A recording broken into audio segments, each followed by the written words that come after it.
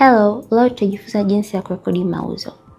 Ukiingia katika application ya Kuza Business, hapo homepage utakutana na icons chini ambazo zimeandikwa home, bidhaa, mauzo, matumizi na zaidi.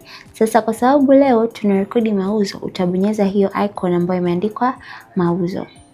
Ukishaibonyeza utapeleka katika peji ya mauzo. Kwa hiyo ukishafika katika hii peji, utaanza sasa kurekodi uzo lako la hiyo siku.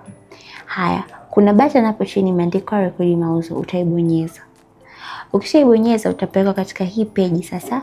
Sasa hapa utachagua bidhaa au huduma ambayo utakuwa umeuza sasa. Haya, utafanyaje? Utabonyeza hiyo button nyeusi. Ukishaibonyeza utapelekwa katika list ya vitu vyote ambavyo unavyo dukani mwako. Sasa leo tuseme tunauza maji ya afya. Utabonyeza.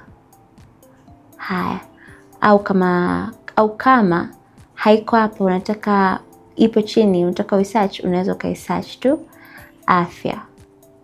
Unaona inatokea yenyewe vizuri tu, unaibonyeza. Halafu unachagua sasa. Kwa mfano leo nimeuza maji ya afya mangapi? 3. Haya, utabonyeza 3. Halafu utasave. Ukisha save sasa utapelekwa katika hii page ambayo utaulizwa, je, ili uzo limelipwa au halijalipwa? Lakini kwa sababu leo tunarekodi mauzo yalilipwa, utachagua imelipwa. Baada ya kubonyeza hiyo button utapelekwa katika hii pop ambayo utaulizwa, je, imelipwa kwa cash, kwa simu, kwa benki au kwa njia zaidi ya moja. Na hii inasaidia kuonyesha mzunguko wa fedha katika biashara yako, huwa unazungukia wapi, kama ni kwa cash, kama ni kwa simu na kama ni kwa bank, ili uweze kujua jinsi ya kuendesha biashara yako vizuri. Sasa tuseme leo umelipwa kwa cash, utachagua cash.